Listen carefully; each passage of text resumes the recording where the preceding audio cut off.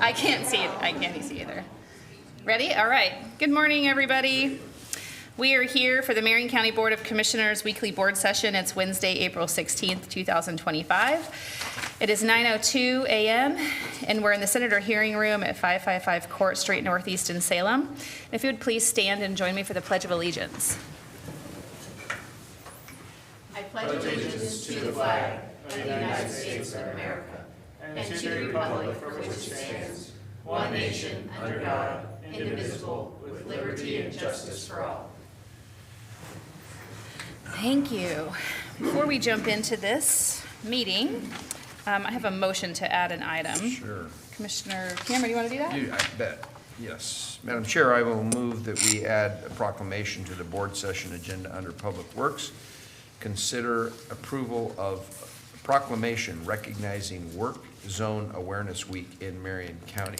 I'll second the motion. A motion and a second. Is there any discussion? Hearing none, all those in favor, please say aye. Aye.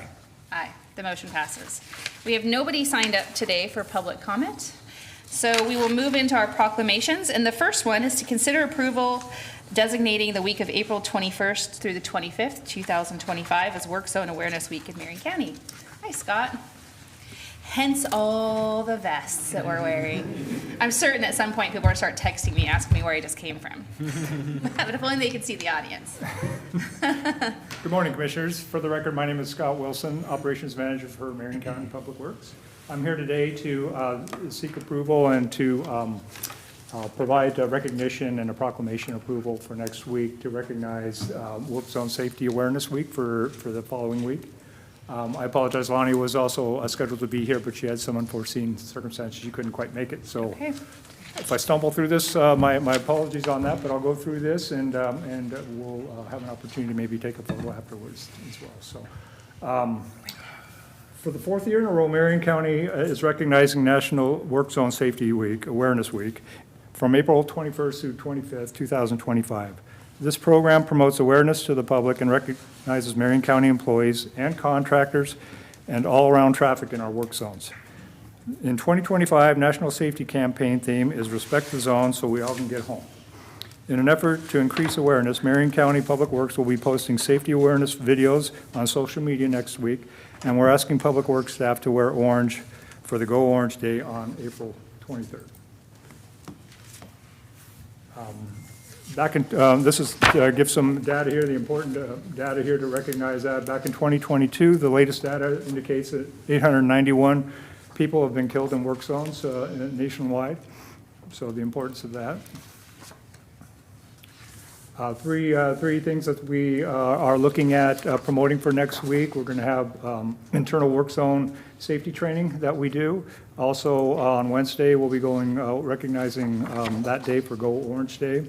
And near stories, we're also going to hear stories from Oregon work zones, and internally we have some narratives on some videos that we've got recognizing some near misses that we've had over the last year. So just to emphasize the importance of that. We were flagging around a piece of equipment being strapped down, and my coworker was standing right on that yellow line. We were trying to get them to slow down. I was making eye contact with him as he was speeding through. I stepped out, moved my paddle up and down, and he locked eyes with me and then gassed it at me. If I wouldn't have moved, he would have ran me over. Most of the time it's when people are on their cell phones and they're not paying attention. Drive like that, traffic control, and those workers are your children. That's what I wish they would do, because we are somebody's child. I'm Amber Kirby, traffic control instructor for 6 years now. So that's one of the videos that we have telling some personal stories that we are recognizing out there during our work zones. So I thought we would share some of those stories through next week on social media. So, and we're going to emphasize, what can you do? Basically, we're going to ask everybody to slow down, please pay attention, and be aware of the driving conditions. And here's the slogan for the nationally that they're promoting for this year. And I know previously when we've done recognition, some more safety measures that we've implemented over the course of the last couple of years. One of them I want to highlight, we don't have a picture of it there, but we've got automatic flagger stations that we've just purchased and implemented out in the field that are controlled automatically. It takes two of the flaggers out of the roadway, so it helps provide extra additional safety measures with there, two less folks being out there, and they seem to be really effective. The public are respecting those, and it's added an additional safety component to our work zones. We've also added some more LED highlighted flagging paddles and what we call little flashing beacons to kind of highlight some of the cones and really get the public's attention through making sure that they see us and our visibility is out there. So we're continuously looking at ways to make sure that make sure the folks can get home safely. So, Thank you, Scott. Commissioners, do you have any questions, comments? Yeah, I do. I hope our sheriff's department gets involved in this. And they're here. And maybe assign some traffic into some work zones during this. And what I was thinking, how could we be creative, like pulling somebody over and handing them a flyer about the 991 people who have were killed last year. Was it 991 or 992? What? yes. 891. Whatever that 891, number yeah. was huge. And I think that would open some people's eyes, or hand them a orange vest with the Beaver logo on it or something. I think, because I drive I-5 quite a bit, we have a big project going up in Aurora that's going on for years. And, they've got everything lined up there. It tells you your speed. And I know this isn't necessarily Marion County workers are out there, but it's still ODOT workers and private contractors, and people are just flying through there. And you talk to our court, to Justice Kidd, and he says, the traffic fines in his court are up because of the tickets that are being written up there. So I think this is a real serious area, and people just, I don't think they're just really aware of how important it is to recognize workers. And I know I drive River Road quite a bit, and sometimes it's our people or City of Salem people out there or PGE people. It doesn't matter who it is. We just need to really be respectful. So I saw the sheriffs down there. I see the enforcement commander, and I don't know what the traffic assignments are. I don't want to tell people what to do in their jobs, but it'd be kind of nice to have a team effort. We do. Our safety coordinator, Matthew Batke, he goes out routinely out on the field and recognizes, and we follow up with any kind of near misses that we do receive, and he's reached out to them, and it's been effective in a couple of circumstances, especially out in the Aurora area where we've done some circumstances. That one video specifically, we were out there for a week, so they did show up and kind of park out there, and things helped out quite a bit. So it does make a difference. I just think it's an opportunity, not necessarily to write a ticket, an opportunity to educate and hand somebody a flyer and talking to them about, you realize that you're speeding in a work zone, or you're distracted in a work zone, and there's not 892, whatever. You know what really gets people's And attention? you hand them a flyer, and they I didn't get a ticket, right? But whatever it is that can, And also what gets people's attention is a cop car. We have cadets who drive them. Maybe they just want to go hang out at a work zone, and they'll see that cop car sitting there, and they'll slow down, and then maybe they'll make the connection. Because you do get a greater ticket. Correct me if I'm wrong, Sheriff. If you're in a work zone speeding or violating, you get it's a greater value ticket, correct? Yeah. So, save a person and save your budget. Don't speed in a work zone. That could be a slogan. Next year, yes. and if it works out in my schedule, Sheriff, I'd love to maybe do a ride-along with one of the deputies during that time if we do something, so. We've seen it work up in the safety zone up there in North County. We know it's working because we hear about it from people who are pissed off about the tickets they're getting. So there's that. Well, I mean, look, there's lots of people from Clackamas and Yamhill County that are getting tickets, which I think is great. If they want to contribute to our general fund, I strongly support that. As long as they're doing it safely around workers. Yeah, I mean, I don't want them hurting anybody. I mean, don't get me wrong. Awesome. Okay, would you please make a motion, sir? I will. Madam Chair, I move that we approve a proclamation designating the week of April 21st, 25th, 2025 as Work Zone Awareness Week in Marion County. I'll second the I motion. have a motion and a second. Is there any discussion? Hearing none, all those in favor, please say aye. Aye. Aye. Aye, the motion passes.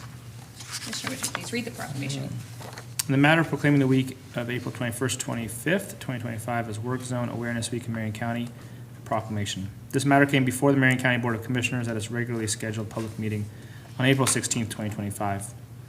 Whereas the safety of the public, including Marion County workers and contractors, is of the utmost importance to Marion County.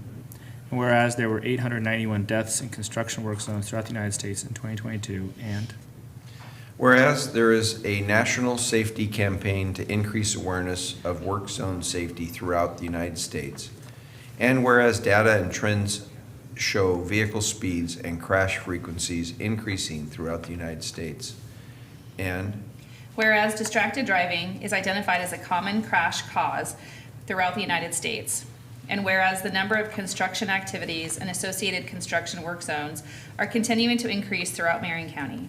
And whereas Marion County Public Works is committed to the safety of the public and workers in Marion County construction work zones by prioritizing safety, raising awareness, and stressing the importance of focused and alert driving through work zones. Now therefore, it is hereby proclaimed that the week of April 21st through the 25th, 2025 is Work Zone Awareness Week in Marion County, dated at Salem, Oregon, the 16th day of April 2025. Great. Yay, and then we Yes, want thank you. every orange vest Yes, in the room. we've got, to come we've got forward folks for a from the, photo. from the road division, And also we would love it environmental if the sheriff services, And the and enforcement also. commander would come too. Yeah. You should show your ticket book, just kidding.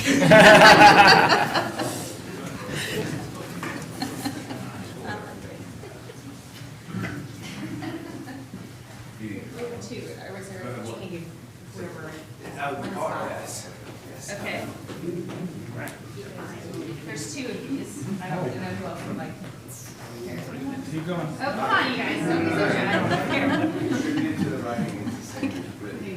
And we're gonna have to squeeze in. So carry yourself. I made to stop and other people came. Well, I can stand up behind. There's more room over here. There you go. There we go. I've got the sheriff behind us. Squeeze it. All right. Who's squeezing Eddie Moore? Yes. Turn in towards the middle. There you go. Oh, Jan's going up top. Right. That's perfect. Ready? 3, 2, 1.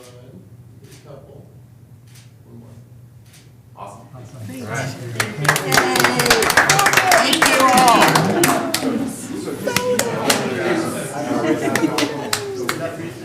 thought they were there. Yeah, I think it's gonna be sweet. She's got that come on.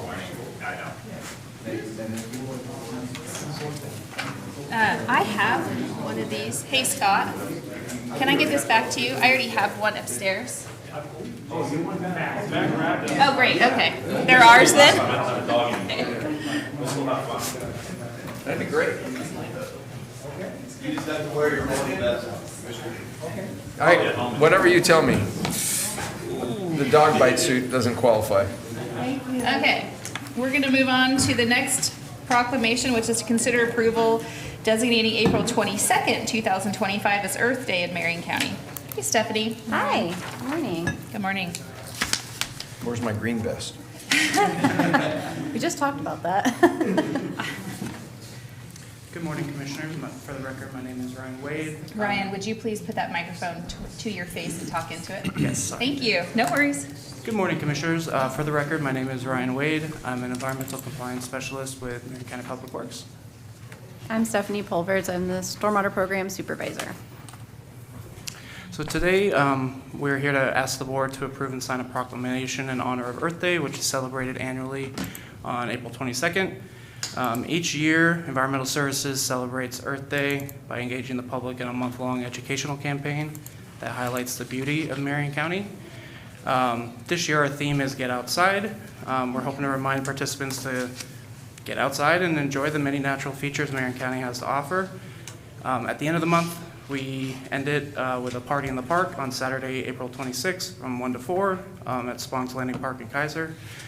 This year, we have 19 community tabling partners. We always have free ice cream, crafts, games, equipment demos, baby goats, which are always popular. This event is free and open to the public. On behalf of Marion County Public Works and our many community partners, I respectfully ask the board to adopt this proclamation in recognition of Earth Day and our collective efforts to protect the place we call home. And then Stephanie's going to run through our website and passport really quick. Great. Good morning. Good morning. Yeah, so here's our website for this year. Every year we've been doing just a specific website to kind of bring all the pieces of Earth Day together. So as Ryan said, our theme this year is Get Outside. Party in the park, just like the last 4 years. Oh my gosh, it keeps growing.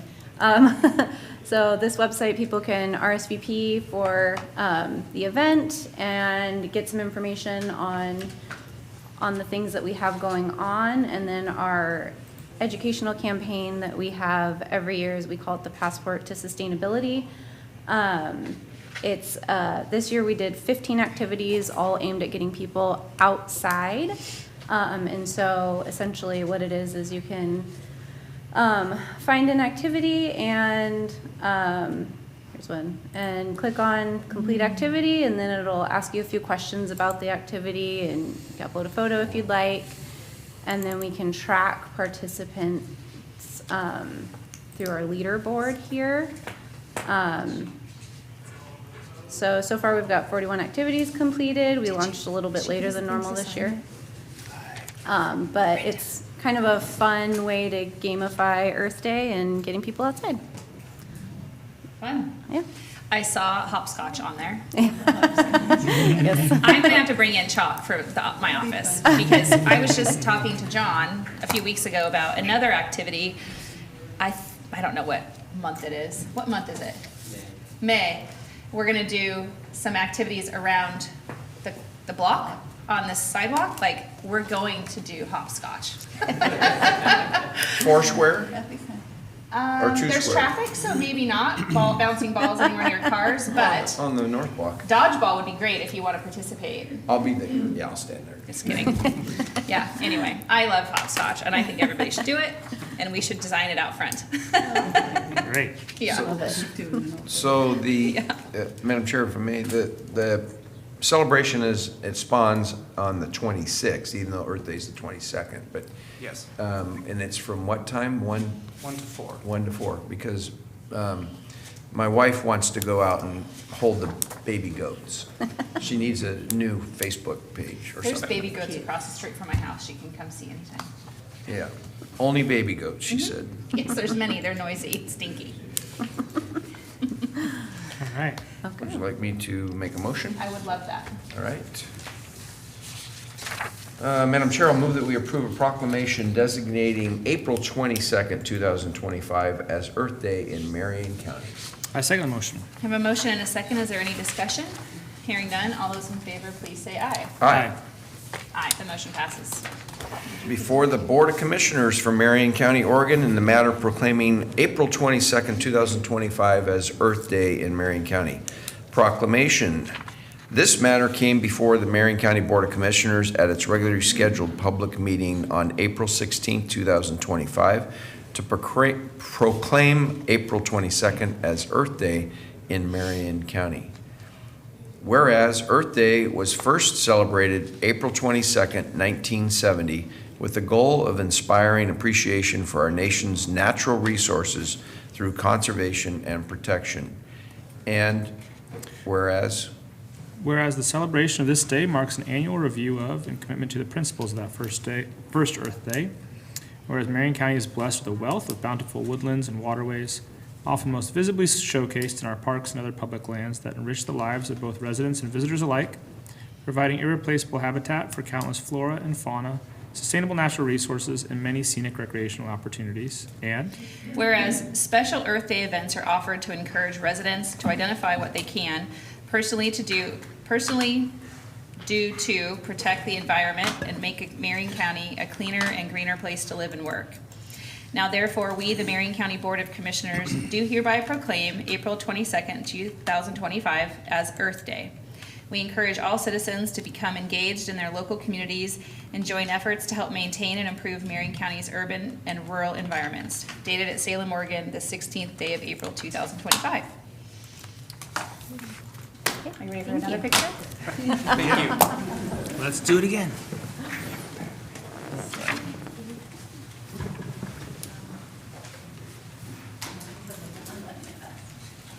Let's take it off if you want to.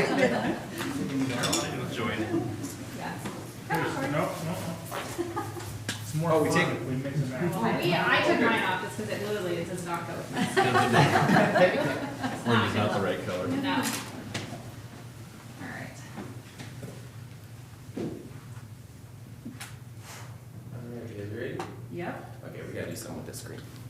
There. Here you go. Alright, 3, 2, 1. Thank you. Thank you. Thank you very much. Yep.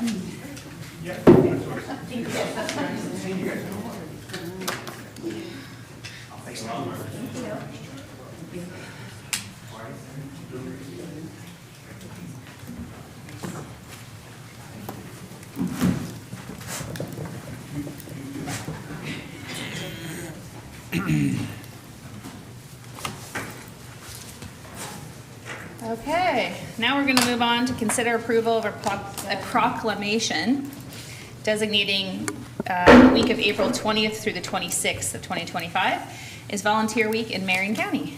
Sherry? Yes, good morning, Commissioners, and Jan and Steve. Thank you so much for the time this morning. I am Sherry Littner. I'm the Volunteer Service Coordinator for Marion County. I work in our Human Resources Department, and I've joined by a few guests today, so if they would like to do a quick introduction of themselves. Hirsch Sangster, I'm Chair of the Marion County Parks Commission. And I'm Dana Castano. I am on the Marion County Fair Board. Great. Well, thank you. So we actually have 2 agenda items today. So we're going to start with the proclamation for National Volunteer Week, which is April 20th through the 26th. And National Volunteer Week is a time to recognize and celebrate really the selflessness of our volunteers and their contributions. They dedicate their time and energy to the county. They make a positive impact on the communities that we serve.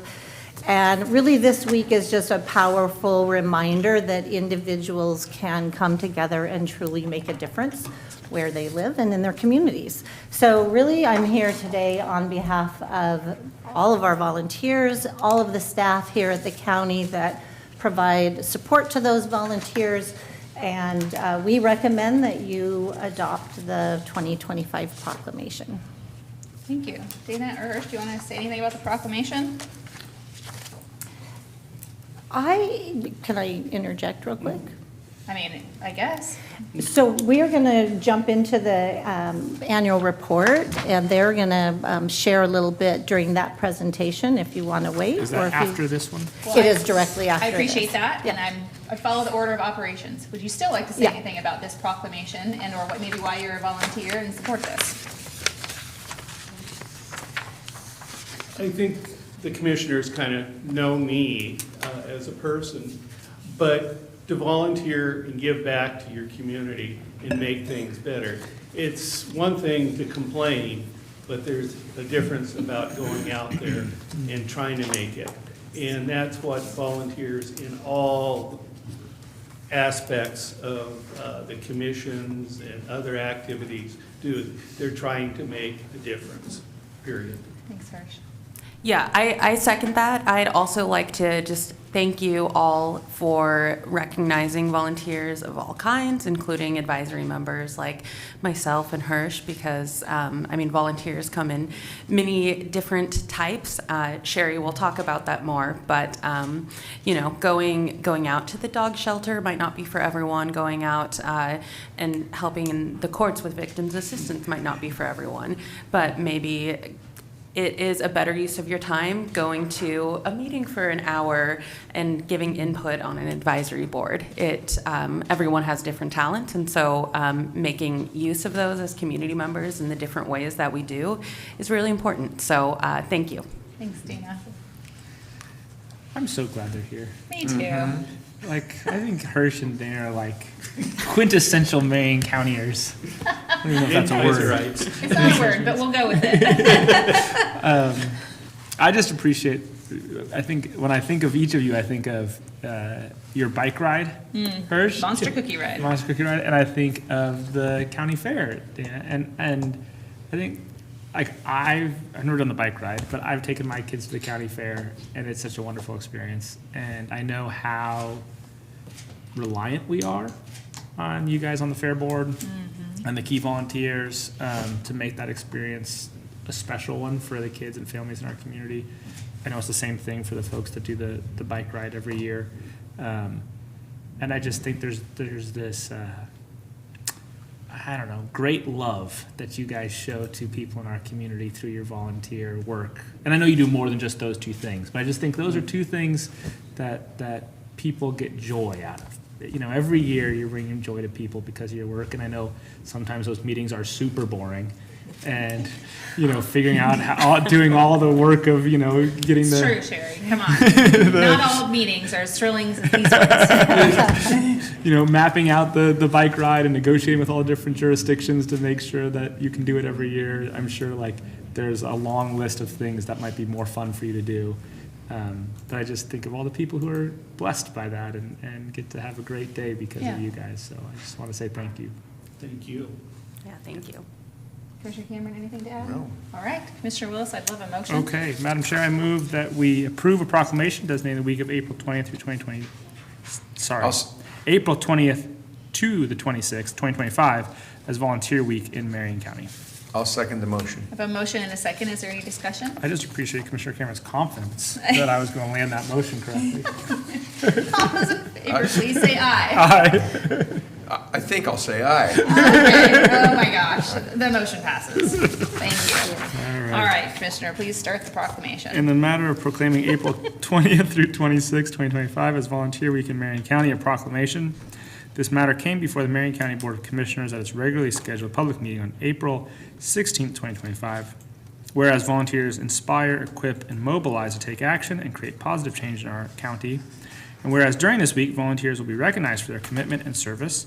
And whereas volunteers in Marion County play a crucial role in supporting the well-being of our community, and Whereas their efforts reflect a deep commitment to helping others and improving conditions in our community, and whereas individuals and communities are at the heart of social change, and whereas we recognize that government alone cannot address all of our social challenges, and whereas our county's volunteers are a priceless resource, and whereas our volunteers give their time without expecting anything more than the satisfaction of making a positive impact, and whereas these individuals are most deserving of appreciation and thanks. Now, therefore, we, the Marion County Board of Commissioners, do hereby proclaim April 20th through the 26th, 2025 as Volunteer Week in Marion County, and urge our fellow citizens to volunteer in their respective communities. Dated at Salem, Oregon, the 16th day of April, 2025. Before we run down there, are cadets paid or are they volunteers? Volunteers. They need to be here next year for this, because I think it's a great example of youth engagement in our community, and I'm sure you'll talk about all that, Sherry, in your next presentation. But just a shout out to parents who are supporting cadets in that process, and also the sheriff's office. Last weekend, you guys did like some major training that I saw footage of on Facebook, I think. Wow, good for them. So if you want to be a cadet, I don't know the ages, but call the commander and he'll help you. All right, let's get a picture. You're gonna be 16. Cadet. Is it? You're 16. Oh, I don't know if I heard that. So the sheriff's right there. Sherry, you need to get in here. Jared.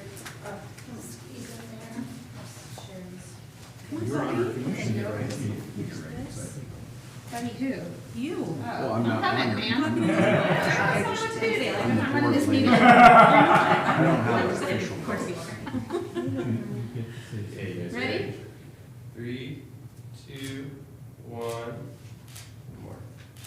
Thank you. Thanks for being here. Are you staying for this next? Yes. they are the next presentation. We are. Okay.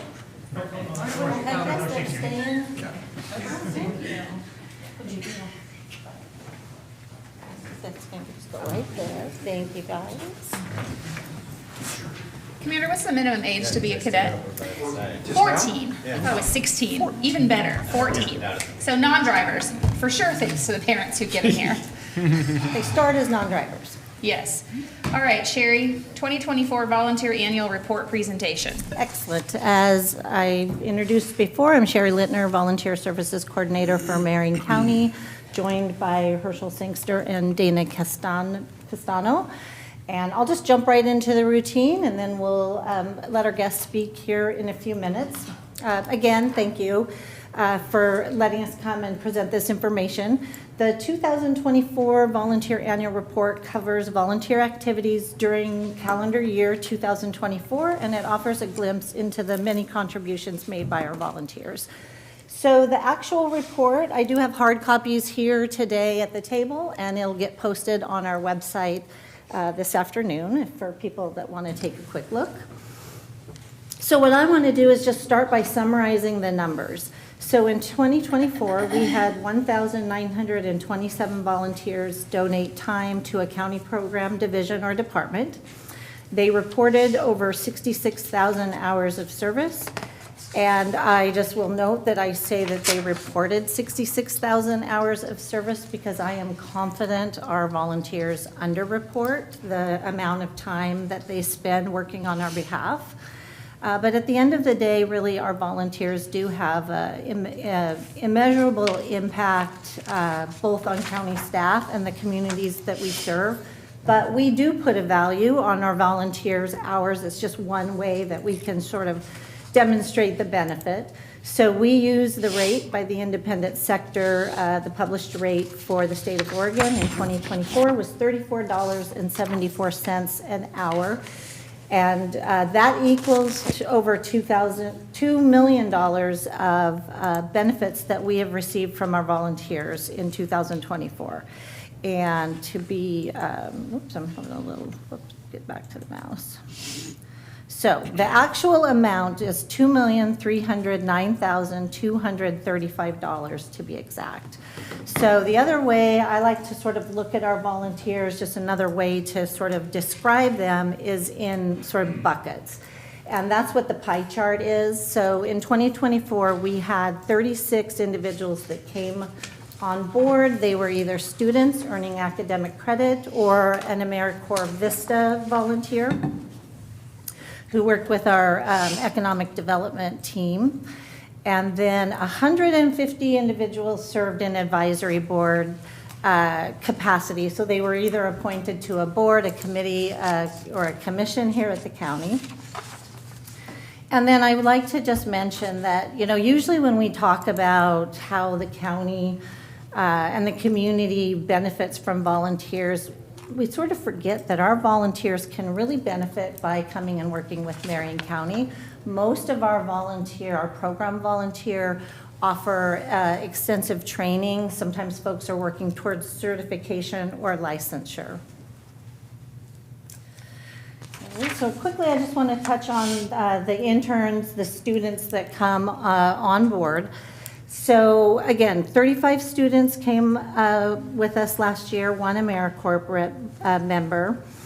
And so in addition to enhancing our capacity, we host interns and students for other reasons. And one of those is that it is an important step to support and prepare future workers.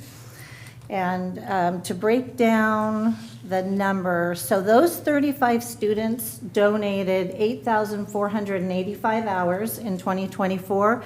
And when we put that monetary value, that's almost $300,000. The AmeriCorps member who worked with our economic development team donated 1,320 hours last year, and that equates to about $45,000 of value. So I want to just run really quickly just to sort of highlight some of our what I call program volunteer opportunities. And you'll see a variety of pictures throughout this presentation. And I think the pictures are really important because they really highlight the individuals who are at the center of this report. So as I noted, it was over 1,700 volunteers that came on as volunteers with the program. And it's hard for me to talk about county volunteers without talking about the dog shelter. Volunteers truly make the dog shelter a place of hope. They help care for the dogs in our care, whether that be walking, doing enhancement, play groups, different activities that actually help identify behavioral issues or other issues that need to be resolved with the dog. Also, volunteers care for those dogs in their home. And that is very important. As you may know or you may remember, the shelter can be a very stressful situation for dogs. So to have community members that open their homes and care for those dogs, it can be really critical for medically fragile dogs, nursing, or new mothers, puppies, etc. And then the other, we'll talk more about the county fair, but I do want to highlight the county fair and the sort of the event volunteers. Volunteers truly are the backbone of the county fair. They help to manage, organize, and run the open competitions. They help with intake and setup. And then the day of, volunteers are there to help all the fairgoers find their way around, answer questions, etc. And then quickly, so we also have volunteers at the law library, the justice court, and within our victim assistance program. Some folks may not know about the law library. So the law library provides free access to legal information and resources that help people understand their rights and it can help them navigate the legal system. They also support the work of attorneys, students, and the public by offering research tools, guidance, and a quiet place to study or prepare legal documents. Volunteers play a really important role there because they help with some of the sort of day-to-day regular tasks, and that's important because that frees up the law librarian and the law assistant to then help constituents with those more complicated legal needs and legal questions. Justice Court, you actually talked a little bit about the Justice Court earlier today. Justice Court does deliver essential, accessible, and efficient legal services to the community, and volunteers support that in a variety of ways. So we have 2 appointed Justice of the Peace pro tems that support the elected Justice of the Peace when he's unavailable or has a conflict of interest. And then we have special event volunteers that help. They help on holidays or if they're doing special events, like every year the Justice Court will do Valentine's weddings. And that really is to bring affordable, accessible services to members of the public. And then victim assistance. Of course, victim assistance program really does help build trust in the community and ensures consistent, compassionate support for victims during difficult times. We serve thousands of victims each year, providing support to victims of child abuse, stalking, sexual assault, elder abuse, domestic violence, and homicide. In 2024, we had several cohorts go through the extensive training that is required for this program. Once trained, those volunteers work side by side with our staff to provide immediate crisis intervention and ongoing support to victims. And there's a sort of a unique group in victim assistance, and that's the sexual assault response volunteers.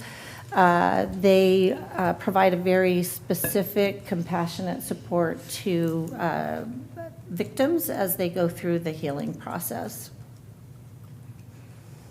And then quickly touching on emergency management. We have emergency management volunteers that help when we do have emergencies or disasters, but they also help just in preparedness.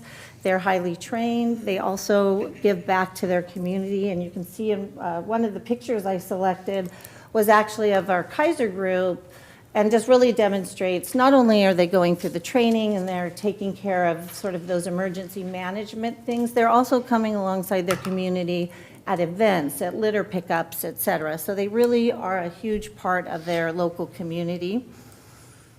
Environmental services, really for the purpose of this report, encompasses parks, solid waste, water quality, waste reduction, and much more. And volunteers continue to work with the county as we work to restore and rebuild parks after the Labor Day fires.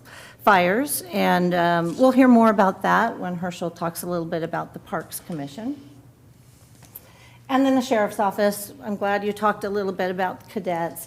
Volunteers come on board at the Sheriff's Office in several different capacities. So search and rescue volunteers work alongside Sheriff's Office deputies to carry out searches for individuals who are lost or missing in an outdoor urban or rural wilderness area. They are a highly trained team. They're motivated volunteers. They bring a ton of specialized skills and equipment to the table when they help us. In 2024, 85 search and rescue volunteers, and that includes the youth group. There is a youth group in search and rescue as well. They donated 9,013 hours last year. The cadet program is a volunteer initiative for youth ages 14 and a half to 21. It offers hands-on experience in law enforcement and leadership development. And the cadets engage in all kinds of activities alongside Sheriff's Office staff. The other bucket that come to the table at the Sheriff's Office is multiple groups. And so there are 108 individuals that participate in a support group of some type at the county jail. Last year, they donated 1,261 hours of service. And those support group volunteers, they really do play a vital role to the well-being of our adults in custody.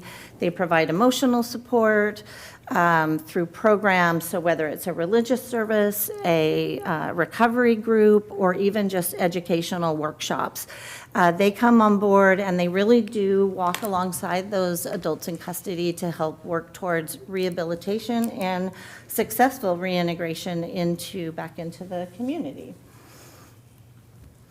So we do have some current program needs, and one of those you heard about a little bit earlier, which is Earth Day Party in the Park on April 26th. So yes, community members are invited to participate, and Commissioner Cameron, they're also invited to volunteer, including they can volunteer for the activity that involves the baby goats. And then Farm Direct Nutrition Program, we have a need right now. We're looking for 4 volunteers for the spring and the summer to help through the growing season.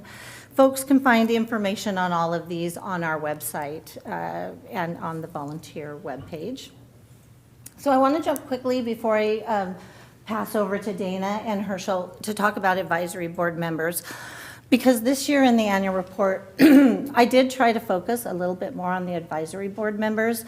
They really are the unsung heroes of our volunteer pool. Attending meetings and doing the work between meetings is not the most glamorous work, but these individuals make usually a 3 to 4 year commitment to do that on our behalf. Last year, 150 individuals reported 2,407 hours of service across 18 boards. And let's see, so I think we can just I'll let these two sort of speak to what it's like to serve on an advisory board. And tell us what your needs are Yeah. this year. Hersh, Yeah. why don't you go? Big need is more volunteers. We have several openings this year, and to really be effective, we need to have closer to a fuller board. And What's it mean to be effective for your board? And you're the Parks Commission Chair, just for the record, so. attending meetings, sharing your ideas, being willing to go out, because we will have some outings, because when you start talking about parks, we have to visit them once in a while. Yeah. To actually see what it's like. And one of the outings that we have, we're going to Lynn County to think about some best practices that they might do. Great. So back and forth. And our website, has been greatly improved, but that was based on some input from the advisory board. And we get to test it out so before it goes to the public. So we need people to do that. Awesome. Thanks for being the chair of the preserving. Thank you. Dana, tell us about the fair. Well, I think most people probably know a lot about the fair because the fair is fun. But anyway, for the record. They probably do know, but what do you want them to know, ma'am? Why did I drag you down here today? Yeah, absolutely. So I wanted to mention also that besides serving on the county fair board, I also serve on the Extension and 4-H Service District Budget Committee. So it's been great serving in both capacities and seeing how important the service district is to 4-H and 4-H is to the fair and vice versa. So for the Marion County Fair, we have 7 members. That's limited by Oregon statute. However, we do have key volunteers. So that position was created for people who want to volunteer with the fair, even if there's not a position open on the fair board.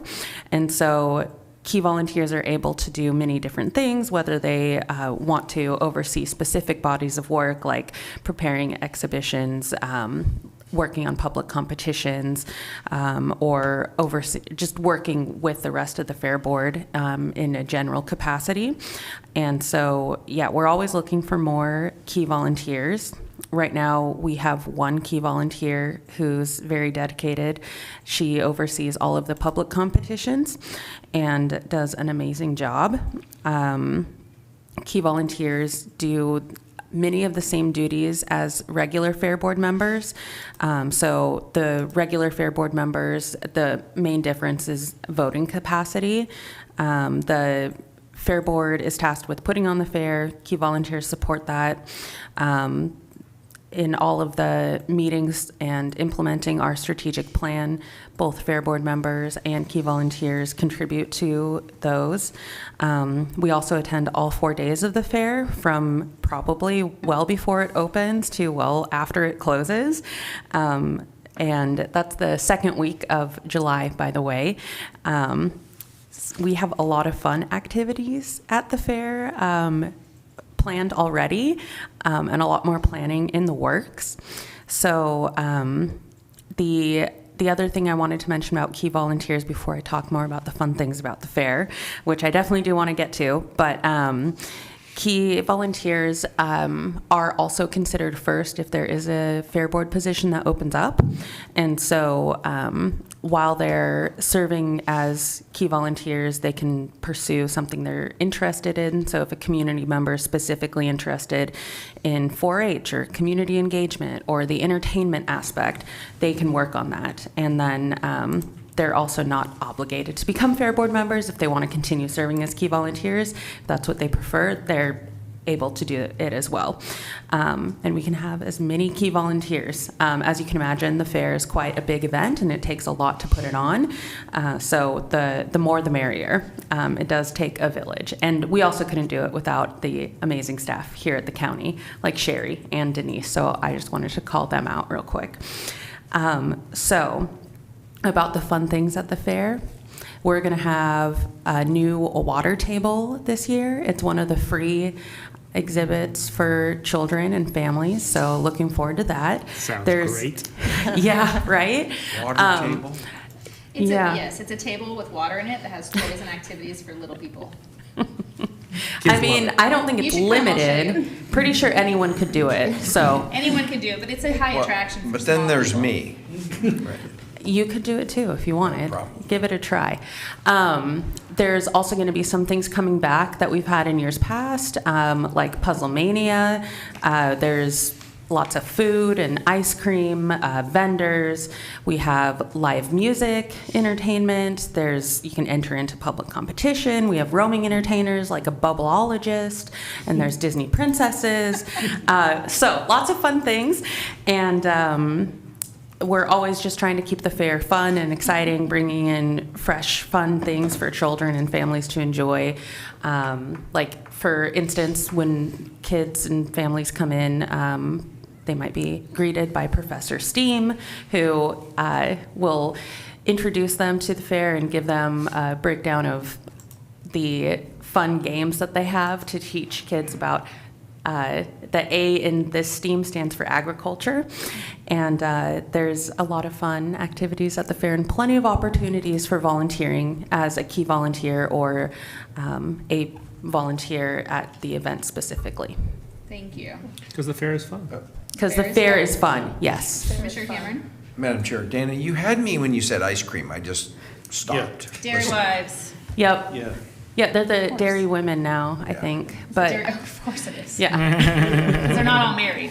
There are young ladies in there, actually, like college age and high school age. Their prices are probably still the same though as when they were Dairy Wives. I don't think they've changed their prices in forever. So they, the 4-H kids pretty much always go there and spend a lot of their money at the Dairy Right outside the Wives, barn. Dairy It's a Women. perfect Yep. location. Yep. Well, thank you both for being here and for the service that you provide to the county, and your connection to all the things. I think it's important that you are here today to represent the volunteers just in these two categories. Sherry, thank you for the report. Thank you. Information can be found on the website if you want to learn more about Sherry's report as a volunteer coordinator for Marion County and or apply to be on one of our organizations.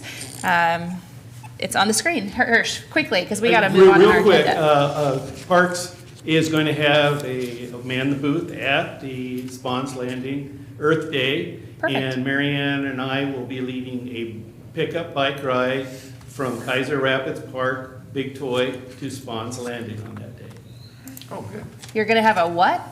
A pickup bike A ride. pickup. So you're not going to pick up your bike, you're going to No, ride your bike? Just anybody wants to show up Just kidding. and just head out over to Spons. A spontaneous group bike ride. That's what it is. Yes, sir. What time are you leaving Kaiser Rapids? 1 o'clock.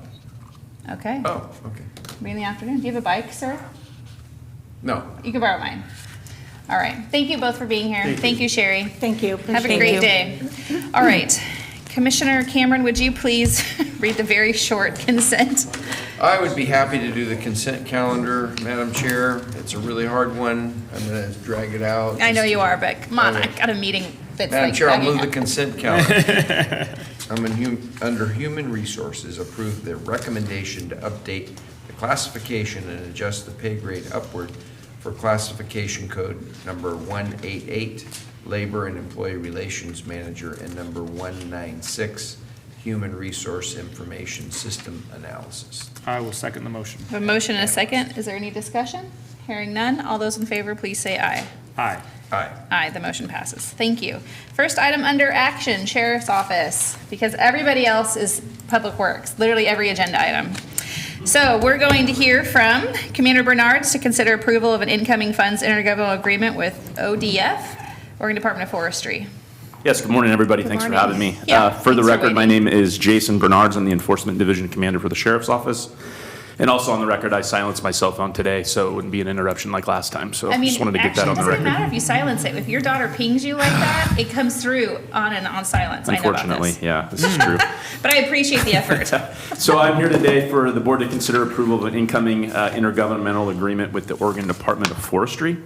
It's in the amount of $200,000, which is overtime money for patrol of the Santiam State Forest and adjacent state forest lands.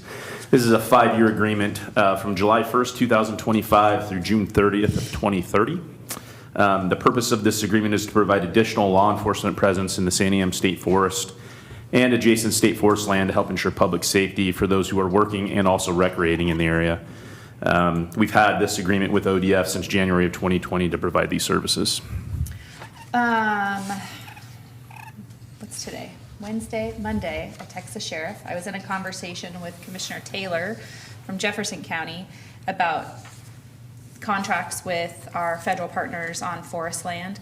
Does this contract in this overtime space allow for our deputies to engage in those national forest lands to clear out any unauthorized camping or extended camping or anything like that? I don't think in the national forest lands. No, I think this is specific to state forest lands is my understanding. Do we have any agreements in place with those partners to do that work?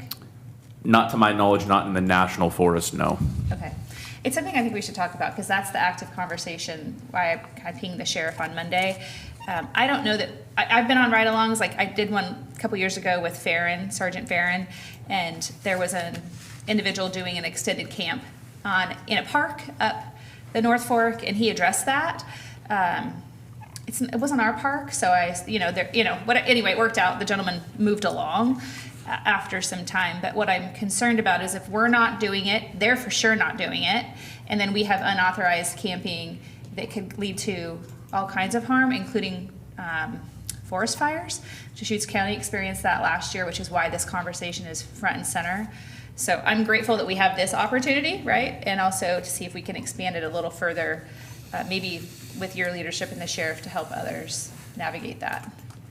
You look like you want to say something, and if you do, there's a microphone up here that wants to hear you too. Otherwise, it can wait. Great. Okay. Now, so I've hijacked it. Do you have anything else to add? Nope. Commissioner Cameron? Nope. Great. Commissioner Willis, did you All make a right, motion? Madam Chair, I move that we approve the incoming funds intergovernmental agreement with the Oregon Department of Forestry, the amount of $200,000 for patrol services in the Santiam State Forest and adjacent state forest land from July 1st, 2025 through June 30th, 2030. I'll second the motion. A motion and a second. Is there any discussion? Hearing none. All those in favor, please say aye. Aye. The motion passes. Thank you. Thank you. Thanks for waiting. You bet. All right, Public Works, you might as well all come up, I feel like. Just kidding.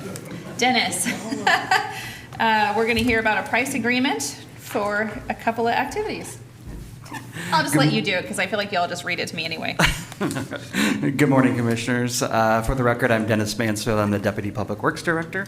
Thanks for your time this morning. Yes, before you is actually two agreements that we're looking for with Houck Construction and Riverbend Materials for asphalt concrete. We use asphalt concrete in two primary maintenance activities, pothole patching and also our pre-level patching for distortions in the road. Before we go into our chip seal program, we have staff go out, take a look at the road, help kind of create a more smoother road surface using this material before we come in the following year and do our chip seal program. We did an RFP for these materials, and two bidders came back, and we are requesting agreements with both of those bidders through 2027 for $635,000 each, and it is staff's recommendation to approve those agreements. Wonderful. Thank you. Any questions or comments? Nope. All right, Commissioner Cameron, would you please make a motion? Okay, Madam Chair, I will move that we approve price agreements with the following to provide asphalt materials for road maintenance operations through December 31st, 2027. Houck Construction Materials, Inc. in the amount of $635,000. Riverbend Materials in the amount of $635,000. I will second the motion. A motion and a second. Is there any discussion? Hearing none. All those in favor, please say aye. Aye. Aye. The motion passes. Thank you. Dennis, price agreements for aggregate material.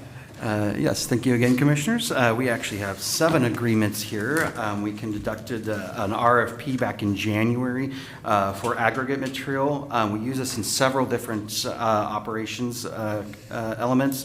Our gravel road program, our shoulder rocking, the sand material when we give it out for customers, as well as when we utilize it for our snow and ice events, and then general road base repair and culvert repairs. As mentioned, we did an RFP. We actually received 8 bids. We're requesting 7 contracts. One of the bidders pulled back their bid because they were hoping to get the entirety of the amount that where we're looking to disperse this amongst a bunch of different vendors. These 7 listed here in the agenda based on location and the need for that in that area. We'll utilize each of those based on that location so we have a shorter turnaround time when picking up the material. Wonderful. And the staff's recommendation to approve these 7 agreements with these different vendors listed. All right, Commissioners, any questions or comments? No. All right, Commissioner Willis? Yep, Madam Chair, I move that we approve the price agreements with the following to provide aggregate materials for road maintenance operations through December 31st, 2027. Crabtree Crushing Incorporated in the amount of $62,500. K&E Rock Products LLC in the amount of $125,000. Knife River Corporation Northwest in the amount of $125,000. North Santiam Paving Company in the amount of $62,500. Riverbend Materials in the amount of $125,000. Sigmund Excavation and Construction Incorporated in the amount of $125,000. And Silverton Hills Rock LLC in the amount of $125,000. I'll second the motion. I have a motion and a second. Is there any discussion? Hearing none, all those in favor, please say aye. Aye. Aye. Aye, the motion passes. Thanks, Dennis. Thank you, Thanks, Commissioners. Scott. Good work. All right, Ryan Crothers is going to join us for the last 3 agenda items today. And the first one is in regards to a construction contract with Mid-Valley Excavation. Good morning. Good morning. For the record, Ryan Crother, Marion County Public Works. And as you said, the first contract I'm going to talk to you about is our advisory curb siding contract and the construction contract with Mid-Valley Excavation. So this is to install advisory curb warnings on a number of corridors throughout the county. You can see here on the map that they range throughout the entire county. We've got a number of corridors up north, some down south and to the east in the county. These were prioritized by our traffic department based on where we viewed the best benefit to installing these curb warning signs would be, looking at the roadways themselves. So the project scope includes installing curb warning signs. So you can see these are what we're talking about, those riders that say 25 miles an hour, curb ahead. And then we also will have chevrons that kind of delineate those curves to improve the safety of the roadways. So these are on areas that don't have anything currently. They either don't have anything or they are not up to standard. Okay. So our low bid came from Mid-Valley Excavation at $208,557. The contract has a completion date of June 30th of 2025. And with that, do you have any questions? I will say we've done this in the past. We tend to do it yearly to address these roads, and so you've seen this before, and we will continue until we've addressed all the corridors that we need to improve based on our yearly budget. That's great. Thanks, Ryan. Commissioners, do you have any questions or comments? No. If not, I'll take a motion. Madam Chair, I'll move that we approve the construction contract with Mid-Valley Excavation LLC in the amount of $208,557 for the construction of curb warning signs on various roadways throughout Marion County through June 30th, 2025. I'll second the motion. I have a motion and a second. Is there any discussion? Hearing none, all those in favor, please say aye. Aye. Aye. Aye, the motion passes. All right, and now we're going to hear about incoming funds from ODOT for Safe Routes to Schools. All right, so this is our Safe Routes to School grant in Staten for the elementary school. It is on North First Avenue.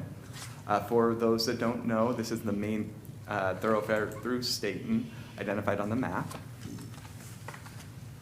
So the existing conditions, we have a number of ADA ramps that are either not compliant or don't exist. You can see kind of a snapshot of what it looks like out there currently. This can lead to, pedestrians in wheelchairs or other mobility devices not being able to navigate our sidewalks. And so we applied to replace these and bring them up to standard on this corridor. The scope of the project includes replacing the substandard ramps on North First between Schaff and Locust. So it won't be the entire corridor, but it will be a significant chunk of that corridor. We're also going to construct a rectangular rapid flashing beacon at First and Locust near the elementary school to help pedestrians cross at that location, especially those going to the elementary school.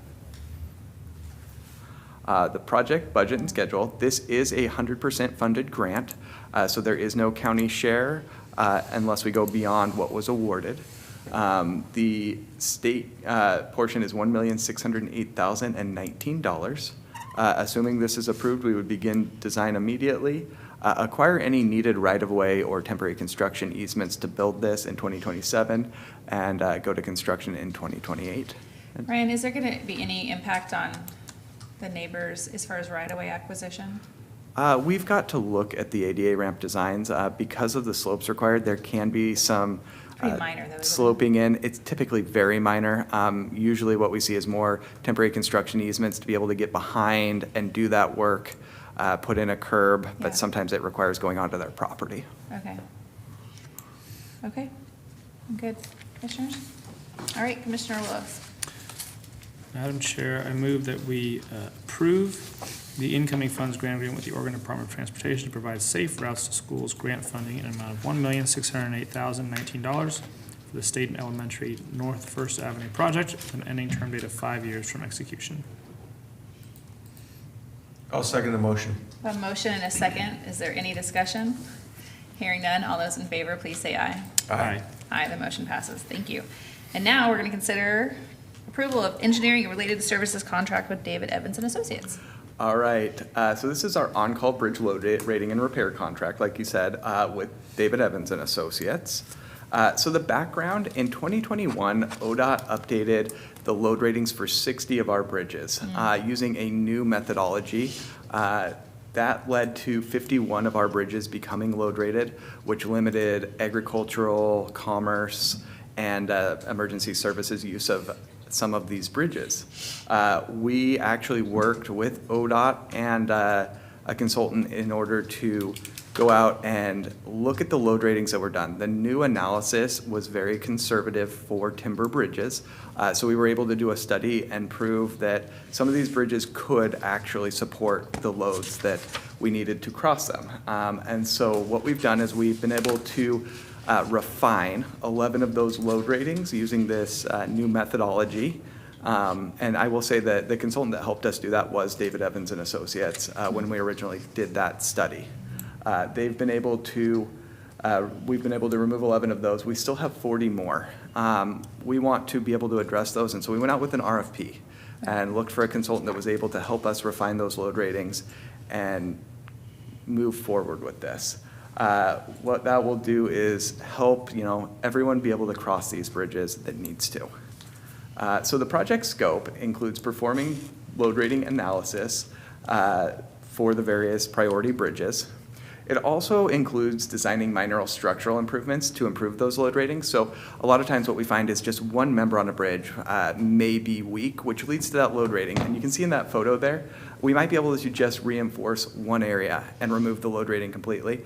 That's not going to raise to the level of needing to bring a contractor on board. We have a bridge crew who's very capable. They can go, they can quickly do these repairs and get those load ratings taken off the bridges. So with this contract, we can do a very quick design, get our crews out there and improve these bridges and get them open to everyone. And then we obviously have to update those load ratings with ODOT and officially remove them. So our contract has a $350,000 budget over 3 years.